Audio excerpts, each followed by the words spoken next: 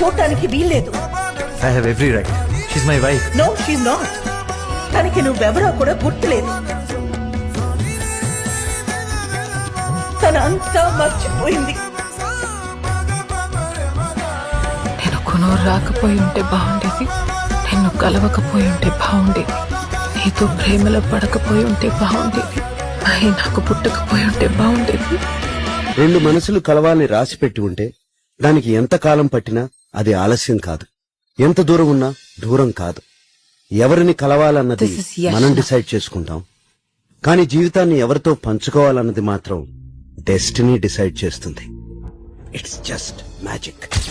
నేనే నిన్ను కూనూరులో కలిసి ఉంటే బాగుండేది, నేనే నీతో ప్రేమలో పడి ఉంటే బాగుండేది, నేనే నిన్ను పెళ్లి చేసుకుని ఉంటే బాగుండేది.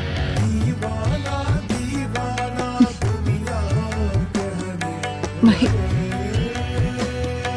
నాకే పుట్టుంటే బాగుండేది.